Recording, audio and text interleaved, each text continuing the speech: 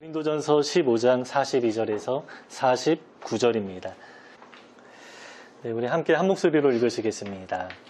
죽은 자의 부활도 그와 같으니 썩을 것으로 심고 썩지 아니할 것으로 다시 살아나며 욕된 것으로 심고 영광스러운 것으로 다시 살아나며 약한 것으로 심고 강한 것으로 다시 살아나며 육의 몸으로 심고 신령한 몸으로 다시 살아나나니 육의 몸이 있은즉 또 영의 몸도 있느니라.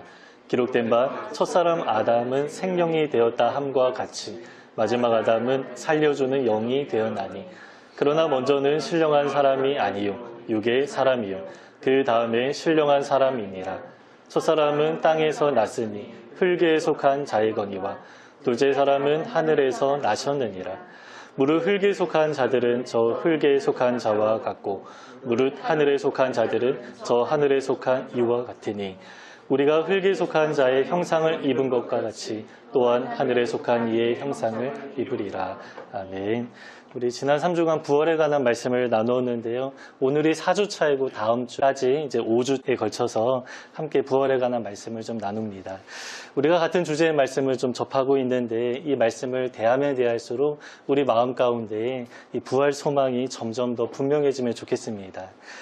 이 부활 소망은 좀 다 아는 이야기니까 한두 번 다루고 건너뛸까 생각하기도 했지만 그 성경에서 자세하게 다룬다면 그만한 이유가 있을 것이라 생각하고 저도 조금 자세하게 다루는 중에 있습니다.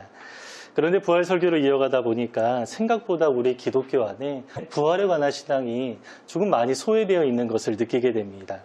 그 부활은 기독교의 핵심이고 가장 중심에 있습니다. 그러나 이상하게 부활에 관한 찬양도 조금 부족하고요. 또 설교의 비중도 많지 않은 것 같습니다. 제가 그 이유가 뭘까 생각해 보면 부활보다는 이 세상에 너무 많은 초점이 있지 않나 그런 생각이 좀 들고요. 특별히 부활 소망은 조금 멀리 있는 것 아닙니까? 그래서 눈앞에 보이는 것만 급급하게 살아가기 때문이 아닌가 생각하게 됩니다. 제가 대학 시절에 시간에 관한 강의를 좀 들은 적이 있었는데요. 여기서 가장 처음에 질문하는 것이 있습니다. 나는 중요한 것과 시급한 것 중에 무엇을 먼저 하는가? 여러분 어떻습니까? 우리는 어떤 것을 기준으로 살아가고 있습니까? 정답은 무엇입니까? 중요한 것을 먼저 하는 것이 이제 바른 방향이죠. 우리가 시급한 것을 따라가다 보면 바쁘게 열심히는 살아가지만 무의미한 삶이 되어버리고 맙니다.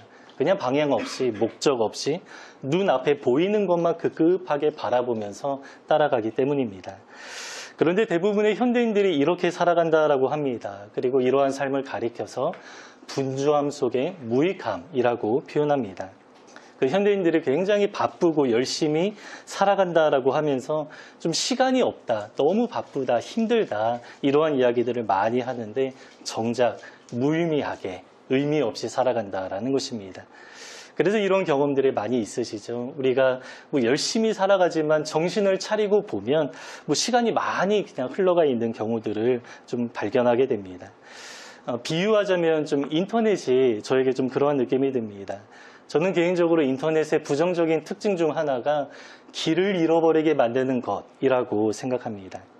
제가 많이 경험한 것인데 여러분 공감하실지 모르겠습니다. 무언가 정보를 찾으려고 들어갔는데 그 눈앞에 보이는 여러 가지 기사나 실시간 검색어 같은 것들을 따라가다 보면 시간을 많이 허비하게 되는 것입니다. 그래서 이제 내가 뭘 하려고 인터넷을 켰는지 잊어버리고 그 안에서 쏟아져 나오는 많은 이야기를 따라서 한참을 돌아다니게 되는 것입니다. 그런데 넓게 보면 우리 인생이 이와 비슷하지 않나 생각하게 됩니다. 정작 중요한 것은 잊어버리고 눈앞에 보이는 것만 따라가다가 길을 잃어버릴 수도 있다는 것입니다. 그래서 여러분 우리는 정신을 차려야 합니다. 무조건 바쁘게만 열심히만 살아가는 것이 미덕이 아니죠. 우리 눈앞에 보이지는 않지만 중요한 것을 따라서 살아가야 합니다. 특별히 우리는 신앙인으로서 영적인 것을 따라가야 하겠죠. 그래서 성경은 우리에게 늘 깨어있으라 이렇게 말씀합니다. 근신하라 깨어라 너희 대적 마귀가 오는 사자같이 삼킬 자를 찾나니 주의하라 깨어있으라 너희는 그날과 그때를 알지 못함이라. 어느 날에 주가 임하는지 알지 못하니라 깨어 정신을 차리라. 이렇게 성경은 우리에게 늘 깨어있으라 반복해서 말씀하는데요. 이 깨어있으라와 관련된 문맥이 대부분 당장이 눈앞에 보이는 것을 따라서 먹고 마시는 것에 너무 지나치게 관심을 두지 말고 우리의 영적인 눈을 떠서 종말을 바라보면서 주님이 다시 오시는 그날을 바라보면서 살아가라, 이러한 의미입니다. 그래서 오늘도 함께 부활에 관한 내용을 나눕니다. 부활은 시급한 일이 아니어서 뒷전에 밀리기가 너무 쉽습니다. 그냥 나중 일이지 생각하면서 미뤄두는 것입니다. 그냥 당장 생각하지 않아도 크게 문제가 되지 않는다 생각하는 것이죠. 실제로 당장 문제가 되지는 않습니다. 그러나 이러한 삶이 하루하루 쌓이다 보면 큰 문제가 되겠죠. 신앙의 방향을 잃어버리고요. 또 신앙인으로서 살아가야 하는 그 삶의 모양도 다 잃어버리게 됩니다. 결국에 세상 사람들과 다르지 않게 세상 사람들처럼 남게 되는 것입니다. 여러분, 우리가 지난 한 주간의 삶을 한번 좀 돌아보면 좋겠습니다. 혹시 세상 일에 함몰되어 살아갔거나 또 눈에 보이는 것에 너무 지나치게 관심 두고 살아갔다면 오늘 다시금 우리가 이렇게 함께 예배하면서 하나님이 우리에게 주신 최고의 소망이 무엇입니까? 우리가 부활의 소망 다시 한번 우리 인생에 초점을 맞추면서 나아가면 좋겠습니다. 지금까지 계속 부활에 관한 이야기를 나누었는데요. 그 설교마다 그 단락의 초점이 좀 달랐죠. 그러면 여러분, 오늘 본문에서는 부활에 관하여서 어떻게 말씀하고 있습니까? 오늘 본문의 초점은 실제로 몸의 부활이 있다, 이렇게 말씀합니다. 사람들은 이렇게 질문합니다. 죽은 자들이 어떻게 다시 살아납니까? 당연한 질문이죠. 대다수 사람들은 죽으면 그냥 끝이다 라고 생각하기 때문입니다. 그리고 만약에 부활한다 해도 어떠한 몸으로 부활합니까? 이렇게 질문하는 것입니다. 이러한 질문에 바울이 답변하는 내용이 바로 오늘 본문입니다. 바울은 몸의 부활이 있다라고 증언하는데요. 한 가지 법칙에 비유해서 내용을 끌어가는데 그 자연의 법칙이 바로 씨와 열매의 관계를 통해서 부활의 몸이 있다, 이렇게 말씀합니다. 씨가 열매가 되듯이 우리 육체가 또 다른 육체로 부활한다라는 것입니다. 그러니까 지금 우리가 살아가고 있는, 우리가 입고 있는 이 몸은 뭐에 비유되는 것입니까? 씨라는 것입니다. 그런데 우리가 그 씨가 죽어서 열매가 되는 것처럼 우리가 죽으면 또 다른 열매가 됐는데 그것이 바로 부활의 몸이다, 이렇게 말씀하는 것입니다. 여기에는 세 가지 의미가 담겨 있습니다. 첫 번째는 죽으면 열매가 된다라는 것입니다. 씨는 죽으면 열매를 맺습니다. 그 요한복음 12장 24절에 그 유명한 말씀이 있는데요. 한 알의 밀이 땅에 떨어져 죽지 아니하면 한 알 그대로 있고 죽으면 많은 열매를 맺는다, 이렇게 말씀합니다. 그러나 이러한 내용은 단지 비유인데요. 제가 이해하기로는 씨가 실제로 죽는다, 이런 의미는 아닌 것 같습니다. 왜냐하면 씨 안에 어떠한 생명이 있어야만 열매를 맺을 수 있기 때문입니다. 그런데 여기서 죽는다, 이렇게 표현한 이유는 마치 씨가 죽는 것처럼 보이기 때문입니다. 여러분, 겉보기 씨가 어떻습니까? 그냥 딱딱하게 말라 있습니다. 마치 시체처럼 죽은 것 같은 그러한 느낌을 좀 받는 것이죠. 그리고 씨는 땅에 심겨지는데, 여러분, 사람이 죽으면 어떻게 됩니까? 땅에 묻히지 않습니까? 그래서 이 씨가 말라 있고 땅에 심겨지는 모습이 마치 사람이 장사를 지내서 죽은 것과 같다, 이러한 모습에 비유하는 것입니다. 그런데 건조하게 말라있는 그 씨앗을 땅에 심으면, 묻으면 시간이 지나고 씨가 발아하면서 새로운 생명이 태어나게 됩니다. 이 모습이 마치 죽은 자가 부활하는 것 같다, 이렇게 말씀하는 것이죠. 이러한 자연의 원리처럼 우리도 죽으면 우리의 몸이 땅에 묻혀서 마르고 흙이 되지만 씨가 열매를 맺는 것처럼 우리도 몸의 부활이 반드시 나타나게 된다, 이렇게 말씀하는 것입니다. 이것이 이제 첫 번째 의미입니다. 죽으면 끝이 아니라는 것이죠. 세상 모든 자연이 죽음으로 끝나지 않고요, 열매로 새롭게 나타나게 됩니다. 우리 몸도 죽으면 그 이후에 부활의 몸으로서 열매를 맺게 된다, 이렇게 말씀하고 있습니다. 그리고 또 한 가지 의미가 있는데요. 어떠한 몸의 형체가 있다, 또 이렇게 말씀합니다. 그 고린도 교회 성도들은 몸의 부활을 믿지 않았고요, 영의 부활만 믿었습니다. 그런데 바울은 실제로 몸에 어떤 형체가 있다라고 합니다. 씨를 통해서 어떠한 열매라는 형체가 나오는 것처럼 세상 모든 것에는 다 어떠한 형체가 있습니다. 그런데 중요한 것은 형체가 있긴 있는데 각각 어울리는 형체가 있다. 이렇게 말씀합니다. 우리 사람의 몸의 형체는 어떻습니까?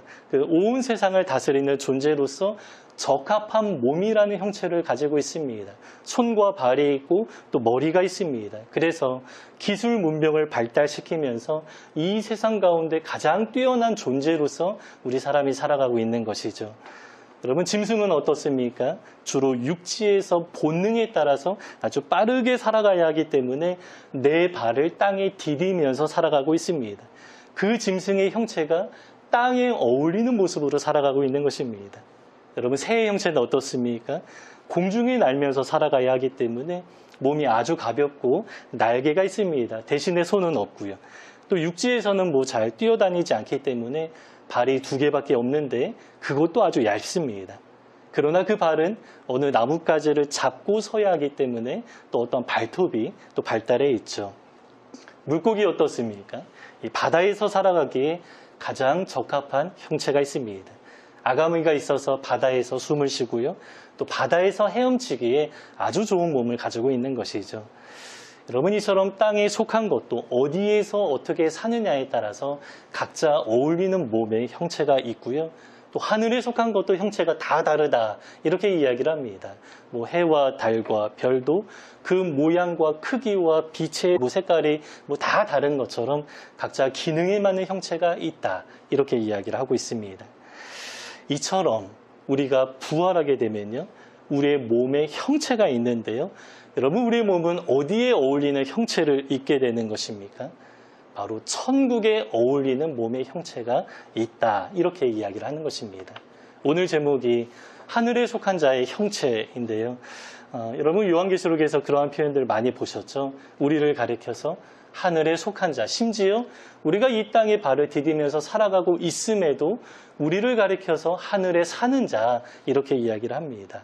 그래서 우리는 결국에 천국에 들어가게 될 때에 그 천국에 어울리는 몸의 형체를 입게 될 것입니다. 그 모습을 예수님이 살짝 보여주셨습니다. 아주 신비한 모습이었습니다. 부활하신 이후에 40일간 이 땅에 계셨는데 호련히 사라지거나 갑자기 어느 순간에 나타나기도 하고요. 또 벽을 통과하기도 합니다. 중국의 무협지에나 볼 수 있는 축지법이나 순간이동, 이러한 모습들이 부활의 몸으로서 이 현상 세계에 나타날 때 그러한 모습으로 나타나기도 했습니다. 이제 시간과 공간이라는 3차원의 세계 안에서는 아주 신비한 것이지만 천국이 몇 차원인지는 모르겠습니다. 4차원인지 그 이상인지는 모르겠지만 차원이 다른 그 세계에서는 그 몸이 가장 적합한 몸이다라는 것입니다. 그런데 문제는 천국이 어떠한 곳인지는 우리가 명확히 알 수 없다라는 것이죠. 그래서 그곳에 어울리는 몸의 형체가 또 어떠한 모습인지도 사실 우리는 잘은 모릅니다.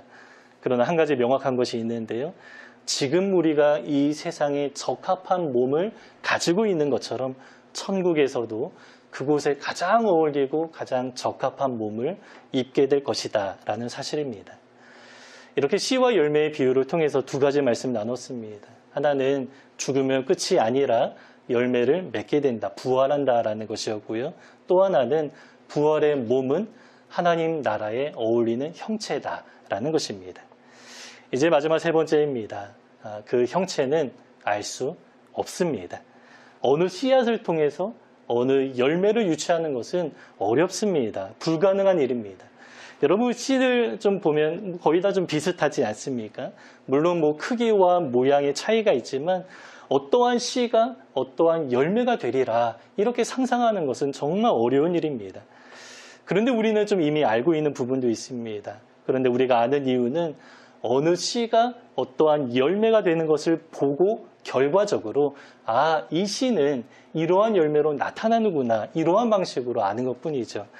그러나 만약에 그 결과를 전혀 모르는 상태라면 어느 씨를 보면서 그 씨가 곡식이나 어느 열매로 나타난다, 이렇게 상상하는 것은 정말 어려운 일입니다.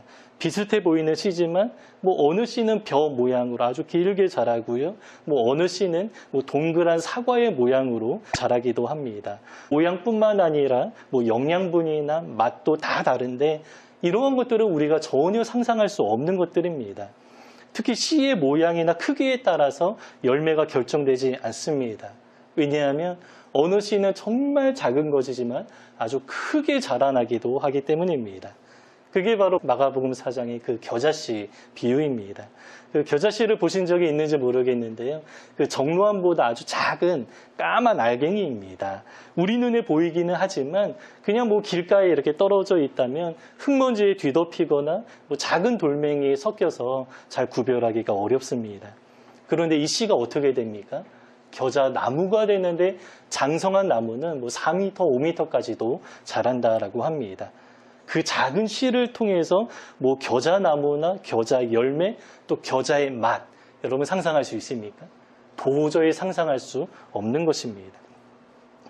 이처럼 씨와 열매의 비유를 통해서 우리에게 알려주는 그 세 번째 이야기는 천국에 적합한 부활의 몸이 있긴 있지만 그 몸의 모습이나 기능은 상상하기 어렵다라는 것입니다. 비유에 따르면 지금 우리의 몸은 씨의 상태입니다. 그리고 하나님 나라에 들어가면 열매의 상태가 됩니다. 그런데 많은 사람들이 이 부활의 몸을 상상할 때 지금 우리 수준에서 나의 몸의 형체를 상상하면서 조금 더 나은 정도 이런 식으로 부활의 몸을 상상하기도 합니다. 그냥 이 세상에 속한 사람의 육체와 좀 비슷할 것이다 생각하는 것입니다. 그러나 성경에서는 그렇게 말씀하지 않고요. 상상하기 어려운 도저히 상상할 수 없는 몸의 형체다 이렇게 말씀해 줍니다. 그 모양이나 크기와 기능, 능력 여러 면에서 상상할 수 없는 몸입니다. 그런데 문제는 우리가 상상하기 어렵다라는 이 사실 때문에 부활을 소망하는 데에 조금 어려움이 있기도 하죠. 성경에서도 그 몸이 어떠한 모습인지 구체적으로 말씀하지 않고요. 다만 상징적으로만 말씀합니다. 그래서 우리가 천국에 가면 어떠한 몸을 입게 될 것이고 또 어떠한 모습으로 살아가게 될 것인지 아직은 모릅니다. 막연합니다. 그냥 몇 가지 정보만 가지고 여러 가지 유추할 뿐입니다. 그래서 제가 예전에 오늘 청년들하고 이제 부활 소망과 관련하여서 대화를 나누는데요. 각자 기대하고 상상하는 것들을 좀 나눴던 기억이 있습니다. 저는 개인적으로 큰 새를 타고 날아다니는 모습을 상상해 보았습니다. 우리 인간이 이 땅에 발을 디디고 살아가다 보니까 하늘을 나는 그 기분을 잘 모르는데 천국에서는 그러한 기분을 마음껏 경험할 수 있지 않을까 그러한 이야기였습니다. 또 어느 청년은 이제 샤워를 하는데 내가 비누칠을 하고 또 물을 뿌리면서 샤워를 하는 것이 아니라 그냥 가만히 양팔을 벌리고 있으면 그 모든 자연에 우리 인간에게 순종하지 않습니까? 그 물이 나를 자동적으로 이렇게 샤워를 시켜주는 그런 모습을 상상해 보았다라고 합니다. 근데 여러분 이 모든 이야기는 그냥 상상입니다. 실제 우리가 그곳에서 어떠한 몸을 입고 살아가게 될지는 아무도 모릅니다. 그래서 이 문제 때문에 어느 신학교에서 이러한 질문이 있었다라고 합니다. 런던 바이블 칼리지라는 신학교에서 도널드 거슬이라는 세계적인 신약 학자의 마지막 수업이었다라고 하는데요. 여기에서 나온 질문입니다. 그런데 당시 이 자리에 양용희 교수님이라고 학생으로 계셨는데 이제 동기 학생의 질문과 교수님의 답이 상당히 인상적이었다라고 합니다. 그래서 제가 신대원에 다닐 때 저희에게도 직접 경험한 그 수업의 일화를 들려주셨는데요. 그 학생의 질문이 이렇습니다. 왜 성경은 천국에 대해서 자세하게 묘사해주지 않을까요? 이 질문에 도널드 거슬리는 한참 침묵하다가 아주 길게 대답했다라고 합니다. 우리가 최종적으로 고대하는 하나님의 나라가 만약에 말로 표현하고 그림으로 그릴 수 있고 우리의 상상력을 동원해서 연상하거나 구체적으로 설명할 수 있는 세계라면 과연 그런 세계가 우리의 모든 것을 걸고 우리의 모든 것을 버려도 전혀 아깝지 않은 가치 있는 세계일까? 나는 개인적으로 그렇게 생각하지 않는다. 머리로 상상할 수 있는 세계는 사람의 손이 닿는 곳에 있다. 상상의 세계라는 것은 무언가 할 수 있는 세계다. 왜냐하면 과거에 날아가는 것을 상상했는데 지금은 가능하다. 심지어 달에 가고자 했는데 달에도 간다. 그러나 하나님은 우리를 위해 상상할 수 없는 놀랍고 완전한 세계를 준비하고 계신다.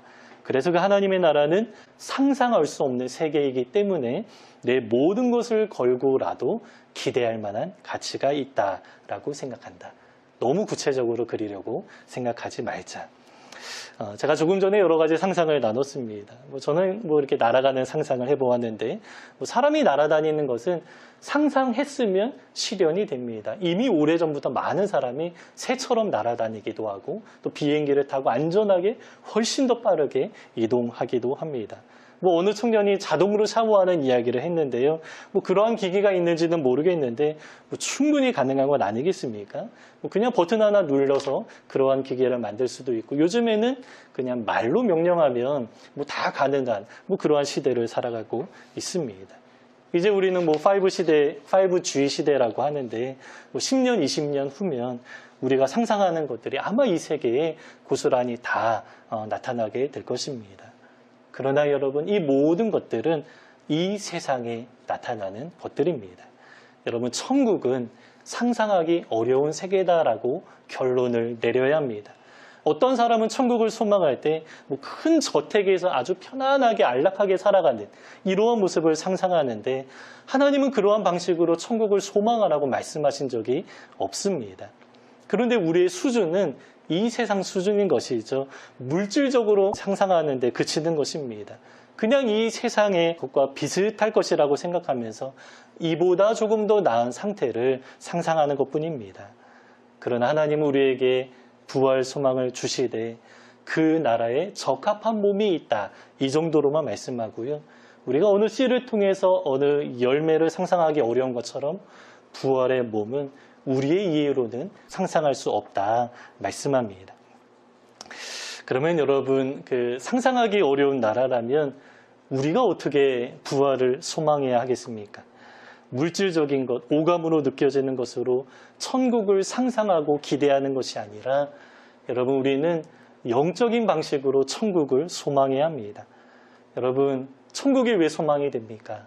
다른 이유가 아니라 그곳에 내가 사랑하는 하나님이 계시기 때문입니다. 그곳은 악이나 죄가 전혀 없는 곳입니다. 전쟁도 없습니다. 심지어 어린 양과 사자가 뛰어노는 곳이다. 이러한 비유로서 온전한 평화가 임한다. 이렇게 말씀합니다. 오직 하나님께서 사랑으로 통치하시기 때문입니다. 그리고 우리가 살아가는 그 하나님을 또 마음껏 평생토록 예배하는 곳이 바로 천국입니다. 우리가 이러한 것을 소망한다면 우리는 영적인 방식으로 부활의 소망을 가지고 살아가는 것입니다. 영적인 기쁨을 맛보고 아는 사람이라면 이러한 방식으로 부활 소망을 추구합니다. 그러나 만약에 이러한 것이 무슨 소망이냐 생각한다면 우리는 어느 정도 물질적인 것, 감각적인 것에 빠져 있는 것이죠. 여러분, 하나님을 만난 사람들은 하나같이 이러한 고백들을 합니다. 기도원에서 열심히 기도하고 예배하는 중에 하나님을 만나고 성령 충만을 경험하게 되면 자연스럽게 그 세상의 죄악이 끊어지게 되는 그런 경험을 하게 된다라고 합니다. 과거에 그렇게 좋아했던 술과 담배였는데 어느 순간에 맛이 없어진, 술 맛이 없어지고 또 담배 냄새가 싫어지는 이러한 경험을 한다라는 것을 우리가 많이 들어보았습니다. 여러분, 영적인 것을 맛본 사람이라면 세상의 맛이 사라지게 됩니다. 물질이나 소유가 우리에게 만족을 주지 못합니다. 세상에서 즐기는 것들이 특별히 나에게 어떠한 유익을 주는 것도 아닙니다. 이제는 맛이 없게 느껴지고요. 자연스럽게 멀어지면서 우리의 삶의 모습이 어떻게 변화됩니까? 예배하는 것을 갈망하게 됩니다. 기도하는 자리를 사모하게 됩니다. 말씀을 자꾸 대하고 싶어하는 마음이 듭니다. 하나님과 영원히 늘 동행하고 싶어하는 그런 영적인 열망이 생겨나게 되는 것입니다. 여러분, 이러한 사람이라면 우리의 어떤 물질적인 것으로, 육적인 것으로 상상할 수 없는 천국이지만 그럼에도 하나님의 나라를 소망하면서 이 땅에서 살아가게 되는 것이죠. 왜냐하면 그곳에는 내가 사랑하는 하나님이 계시기 때문입니다. 이것만으로 만족하는 것이고요. 이 사실 때문에 부활이 소망되는 것입니다. 그러나 사탄은 이러한 소망을 갖지 못하게 만듭니다. 오히려 소망을 흐리게 만들어버리죠.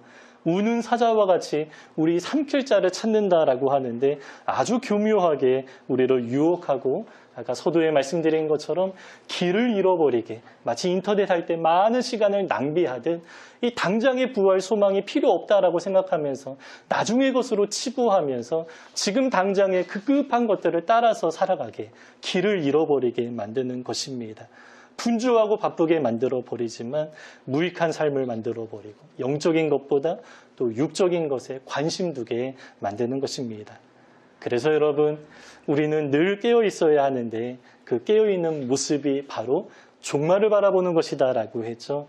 영원한 하나님 나라의 소망을 바라보면서 이 땅에서는 다른 모습으로 살아가는 것입니다. 여러분, 우리 안에 이 소망이 가득해지면 좋겠습니다. 여러분, 그 나라는 상상할 수 없습니다. 우리의 언어에도 한계가 있기 때문에 성경에 그렇게 기록이 안 되는 것입니다. 우리의 이해에도 한계가 있습니다. 그러나 여러분, 그 나라는 분명히 있습니다. 어느 씨가 열매로 나타나듯 분명히 우리는 죽으면 부활의 몸을 입게 될 것입니다. 어떤 모습인지 구체적으로는 알 수는 없지만 그 나라에 적합한 몸을 입고 살아가게 됩니다. 그리고 가장 중요한 것이 무엇입니까?